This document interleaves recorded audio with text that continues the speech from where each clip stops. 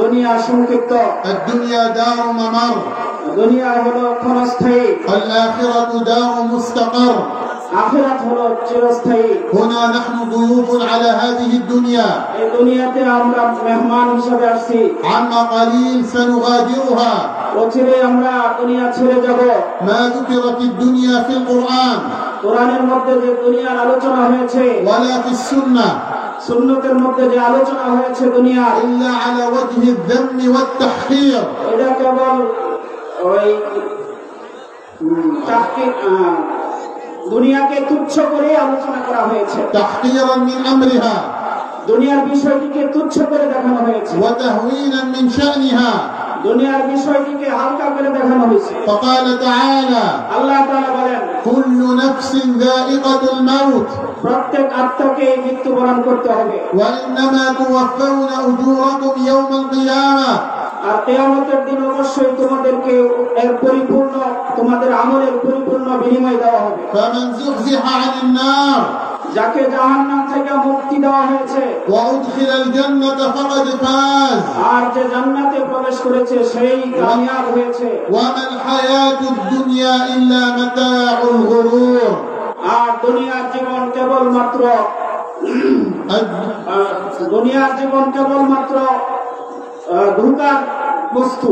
الدنيا متاع দুনিয়া হলো বস্তু, لكنها غر الناس কিন্তু এই বস্তু মানুষকে ধোঁকা দেয় وأبعد الناس عن ربهم تبارك وتعالى. এবং মানুষকে রব্বুল আলামিন থেকে দূরে সরিয়ে দেয়। وقال تعالى আল্লাহ তাআলা বলেন, زين للناس মানুষের জন্য সজ্জিত করা হয়েছে حب الشهوات শাহওয়াতের মহব্বত, من النساء নারীর প্রতি শাহওয়াত, والبنين সন্তানের প্রতি, والقناطير المقنطرة من الذهب والفضة এবং স্বর্ণ রূপা গচ্ছিত সম্পদের প্রতি, والخيل المسومة والأنعام. এবং দাগ লাগানো ঘোড়ার প্রতি এবং জন্তু সমূহের প্রতি। ذلك يعني الذي ذكر في هذه الآية قبل. এই দুনিয়ার আসবাব যেগুলোর কথা এখানে বলা হয়েছে, ذلك এই সবগুলো متاع الحياة الدنيا. দুনিয়ার উপভোগ্য বিষয়। والله عنده حسن المآب.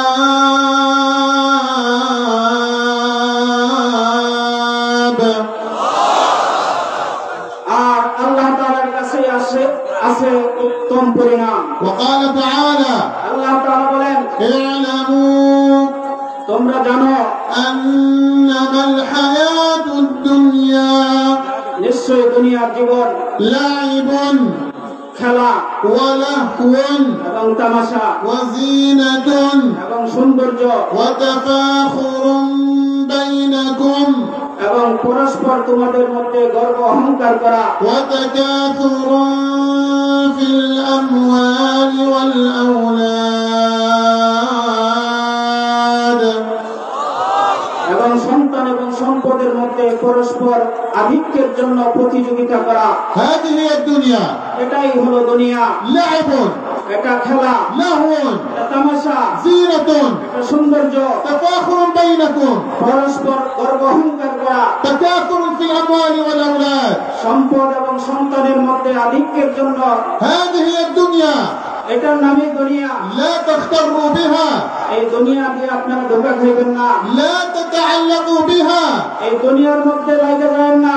الكافر يوم القيامة কিয়ামতের দিন কাফের في أرض المحشر হাসরের ময়দানে عندما يؤتى بجهنم يوم القيامة যখন কিয়ামতের দিন তাকে জাহান্নামের দিকে নেওয়া হবে, تجرها الملائكة. ফেরেশতারা তাকে টেনে হেঁচড়ে নিবে। فقال صلى الله عليه وسلم নবীজি বলেন, يؤتى بجهنم يوم القيامة জাহান্নাম থেকে নিয়ে আসা হবে কিয়ামতের দিন, لها 70,000 زمام مطرق. তার জন্য 70,000 লাগাম লাগানো হবে। مع كل زمام প্রত্যেকটা লাগামে 70,000 ملك يجرونها. يا رب سلم 70,000 ফেরেশতা থাকবে, যে ফেরেশতারা ওই জাহান্নামকে টেনে হেঁচড়ে নিয়ে আসবে। يا رب سلم سلم. হে রব, আমাদেরকে বাঁচান, আমাদেরকে বাঁচান। عندما يراها الناس মানুষ যখন দেখবে, وعلى رأسهم الأنبياء وعلى رأسهم الأنبياء এখানে নবীগণ থাকবেন। ماذا يقولون؟ মানুষরা তখন কি বলবে? اللهم سلم سلم. হে আল্লাহ আমাকে বাঁচান, হে আল্লাহ আমাকে বাঁচান। ماذا يكون حال الكافر؟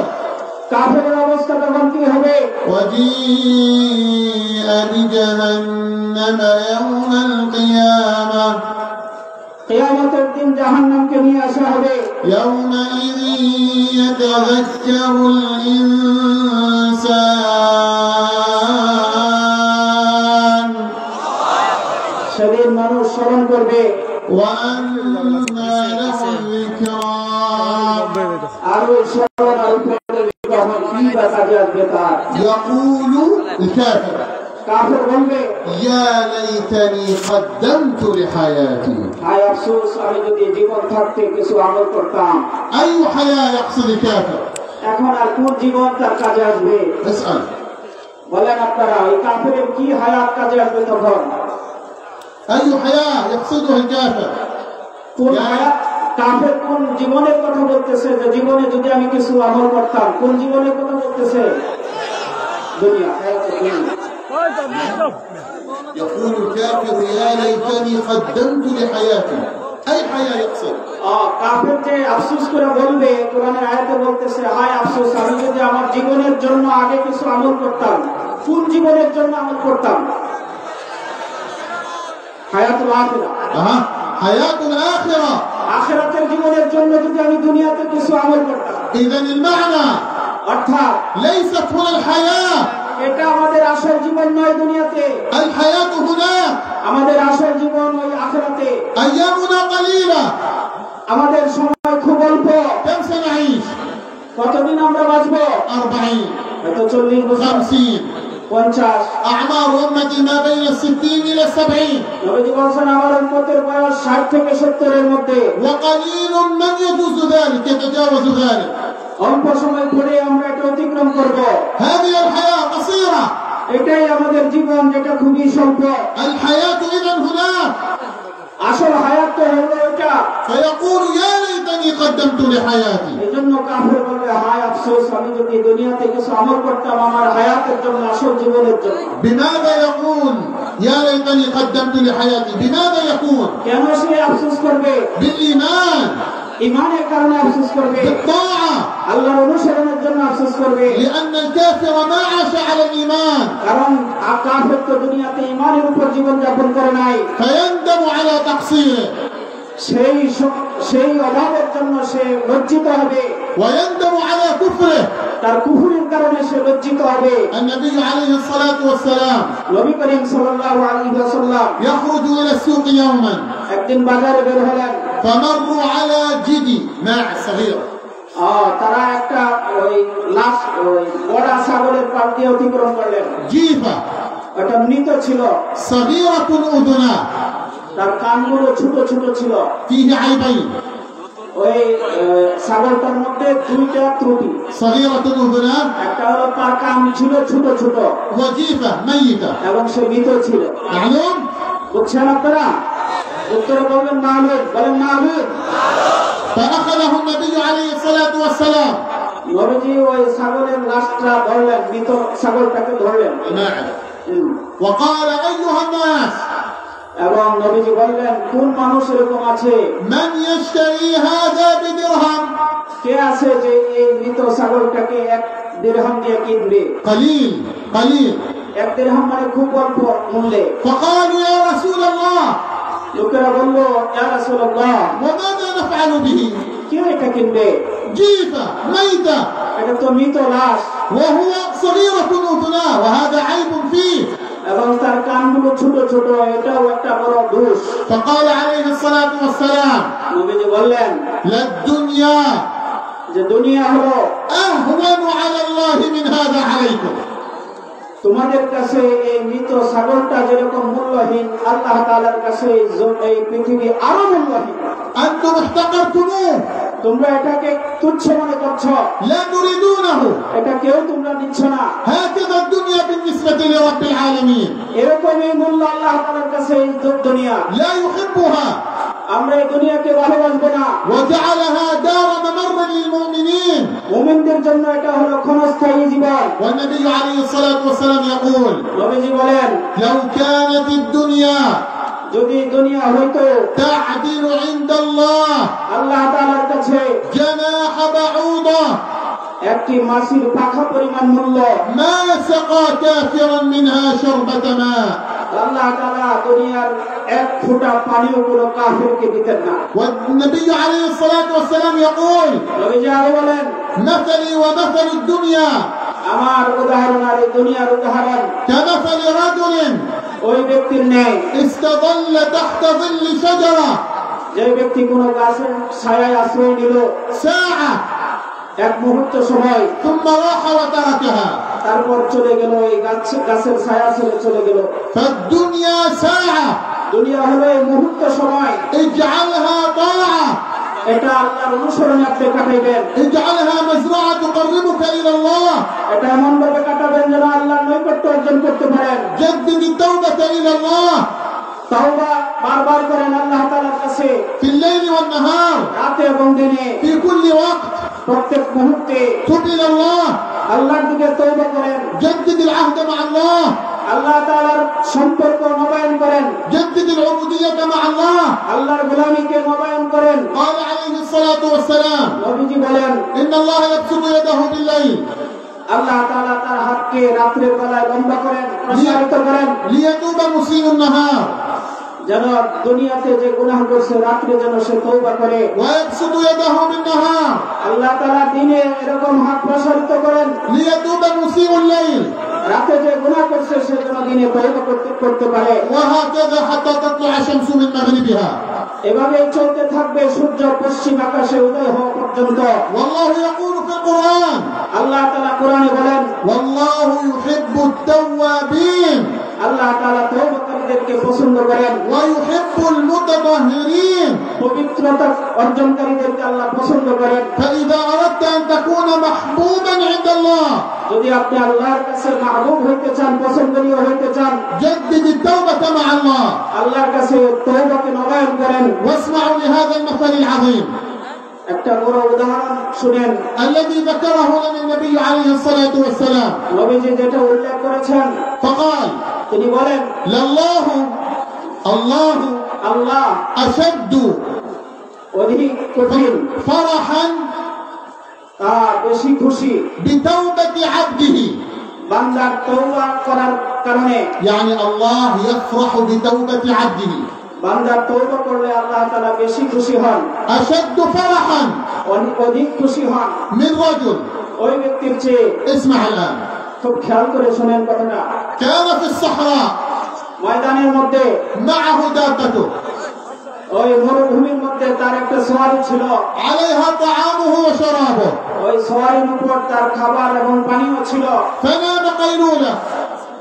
একটা ওই মরুভূমিতে এক জায়গায় সে কাইলুলা করলো, ঘুমায় গেল। فاستيقظ ওই ব্যক্তি সজাগ হলো, فلم يجد الدابة ঘুম থেকে উঠে আর তার সওয়ারিকে পাইল না। فجعل يبحث عنها في كل مكان. সে আশপাশে খুঁজতে লাগলো তার ওই সওয়ারি। وتخيلوا تأمل সে ধারণা করলো هذا في الصحراء এই বিশাল ময়দানের মধ্যে لا يوجد طعام ولا شراب ولا أي شيء. সে খাবারও পাবে না, পানিও পাবে না, কোনো জিনিসই সে আর পাবে না। يعني الذي قطع من الطعام والشراب سيموت. খাবার পানীয় ছাড়া সে এই বিশাল মরুভূমির মধ্যে, ময়দানের মধ্যে সে হয়তো মারা যাবে। ثم قال الرجل তো ওই ব্যক্তি বলল, أرجع إلى مكاني فأنام حتى أموت.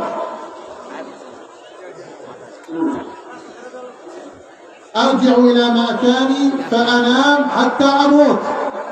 আমি আমার জায়গায় আবার ঘুমায় পড়বো, এভাবে আমি মৃত্যুবরণ করবো, আমার আর বাঁচার কোনো আশা নাই। لأنه يأس. সে নিরাশ হয়ে গেছে। فنام مرة ثانية দ্বিতীয়বার আবার সে নিরাশ হয়ে ঘুমায় গেল। فاستيقظ কিছুক্ষণ পর সে জাগ্রত হলো, فوجد الدابة قد رجعت إليه. ঘুম থেকে উঠে সে দেখলো তার ওই সওয়ারি তার কাছে ফেরত আসছে। فقال من شدة الفرح অধিক খুশিতে সে বলল, الآن هو فرحان এখন সে অনেক খুশি, شديد الفرح. অনেক বেশি খুশি। ماذا قال؟ সে কি বলল? اللهم হে আল্লাহ, أنت عبدي وأنا ربك. আপনি আমার গোলাম আর আমি আপনার রব। أخطأ من شدة الفرح. অতিরিক্ত খুশিতে সে ভুল করে ফেলছে কথার মতো। معلوم؟ বুঝছেন? বলেন না মালুম? النبي عليه الصلاة والسلام নবীজি يقول لنا আমাদেরকে বলেন, الله يفرح بتوبة العبد إذا تاب إليه বান্দা যখন তওবা করে তখন আল্লাহ তাআলা খুশি হন أشد من فرح هذا الرجل بدابته. ওই ব্যক্তি তার সোয়ালে হারানোর পর পায়া যেরকম খুশি হয়েছে, আল্লাহ তাআলা এর চেয়েও বেশি খুশি হন বান্দার তওবার দ্বারা। فتوبوا إلى الله আপনারা আল্লাহর কাছে তওবা করেন, وعودوا إلى الله আল্লাহর কাছে ফিরে আসুন, وجددوا العهد مع الله. আল্লাহর সাথে নতুন ভাবে ওয়াদা করেন। قل يا عبادي الذين أسرفوا على أنفسهم لا تقنطوا من رحمة الله إن الله يغفر الذنوب جميعا إنه هو الغفور الرحيم. হে নবী, আপনি বলে দিন, হে আমার ওইসব বান্দা যারা নিজেদের উপর অন্যায়ভাবে সীমা লঙ্ঘন করেছ, তোমরা আল্লাহ তাআলার কাছে তওবা করো, নিশ্চয় আল্লাহ তাআলা সকল গুনাহ ক্ষমা করে দিবেন। فلا بد من الإيمان অবশ্যই ঈমানের উপর ওঠা জরুরি, والطاعة আল্লাহর অনুসরণের উপর ওঠা জরুরি, والاستقامة ইস্তেকামত থাকা জরুরি, ولزوم السنة সুন্নতকে আঁকড়িয়ে ধরা জরুরি, وتشديد التوبة مع الله. আল্লাহর কাছে তওবা করা জরুরি। بهذا ينصرنا الله. আর এর মাধ্যমে আল্লাহ আমাদেরকে সাহায্য করবেন। هذه هي عوامل النصر. এটাই হলো আল্লাহর সাহায্য পাওয়ার কারণ। أعداؤنا الآن আমাদের দুশমনেরা এখন يعيثون فسادا দুনিয়ার মধ্যে সন্ত্রাস সৃষ্টি করছে بديار المسلمين. মুসলমানদের দেশসমূহে। والسبب এটার কারণ ابتعدنا عن الإيمان، আমরা ঈমান থেকে দূরে সরে গেছি, ابتعدنا عن التوبة، তওবা থেকে দূরে সরে গেছি। فسلط الله أعداءه علينا. আল্লাহ আমাদের উপর দুশমনদেরকে চাপিয়ে দিয়েছেন। وإذا عدنا إلى الله যদি আমরা আল্লাহর কাছে ফিরে আসি, وجددنا التوبة مع الله আমরা যদি আল্লাহর কাছে নতুন ভাবে তওবা করি, ولزمنا التوحيد والسنة তাওহীদ এবং সুন্নাতকে যদি আঁকড়িয়ে ধরি, نصرنا الله আল্লাহ আমাদেরকে সাহায্য করবেন, ومكننا من رقاب أعدائنا. আমাদের দুশমনদের উপর আমাদেরকে বিজয় দান করবেন। والله আল্লাহর কসম, ثم والله আর আল্লাহর কসম, ثم والله আর আল্লাহর কসম, لينصرن الله الإسلام وأهله. অবশ্যই আল্লাহ ইসলাম এবং মুসলমানদেরকে বিজয় দান করবেন। لترفعن راية التوحيد অবশ্যই তাওহীদের ঝান্ডা উঁচু করবেন في الدنيا كاملة. পুরা দুনিয়াতে। والله আল্লাহর কসম, لا يحررن الله المسجد الأقصى অবশ্যই আল্লাহ তাআলা বাইতুল মুকাদ্দাসকে বিজয় দান করবেন। ويطهرن الله المسجد الأقصى অবশ্যই মসজিদ আকসাকে পবিত্র করবেন। كما جئنا إليكم في دياركم. যেভাবে আমি আপনাদের দেশে আসলাম, سيأتي اليوم قريبا অচিরে এমন দিন আসবে, قريبا অচিরে قريبا অতি নিকটে تأتون أنتم إلينا إلى ديار الشام আপনারা আসবেন আমাদের দেশে, সামদেশে। ومعكم المسلمين من كل مكان আপনাদের সাথে সারা বিশ্বের মুসলমানরা থাকবে। لتضعوا أيديكم بأيدينا আপনারা হাতে হাত মিলিয়ে আসবেন لتحرير المسجد الأقصى বাইতুল মুকাদ্দাসকে বিজয় করবার জন্য, وتطهير المسجد الأقصى মসজিদ আকসাকে পবিত্র করবার জন্য, ورفع راية التوحيد فوق الأقصى মসজিদ আকসার উপরে ইসলামের ঝান্ডাকে উঁচু করবার জন্য, بالإيمان ঈমানের দ্বারা, بالتوحيد তাওহীদের দ্বারা, بالتوبة তওবার দ্বারা, بلزوم السنة. সুন্নাতকে আঁকড়িয়ে ধরার দ্বারা। نسأل الله أن يوفقكم أجمعين আল্লাহর কাছে দোয়া করে আল্লাহ সবাইকে তৌফিক দান করুন, ويبارك فيكم أجمعين সবার মধ্যে আল্লাহ বরকত দান করুন। وأن يجمعنا قريبا في المسجد الأقصى المبارك অচিরে যেন আল্লাহ আমাদেরকে মসজিদে আকসাতে নিয়ে একত্রিত করেন, فاتحين ومنتصرين، বিজয়ী বেশে আল্লাহ একত্রিত করেন, وأن يجمعنا في الفردوس الأعلى এবং যেন আল্লাহ আমাদেরকে জান্নাতুল ফিরদাউসে নিয়ে একত্রিত করেন, مع النبيين والصديقين নবীগণ এবং সিদ্দিকীনদের সাথে, والشهداء والصالحين শহীদগণ এবং সালেহিনদের সাথে। وحسن أولئك رفيقا. তাদের সাহচর্য কতই না উত্তম। وآخر دعوانا أن الحمد لله رب العالمين والسلام عليكم ورحمة الله وبركاته.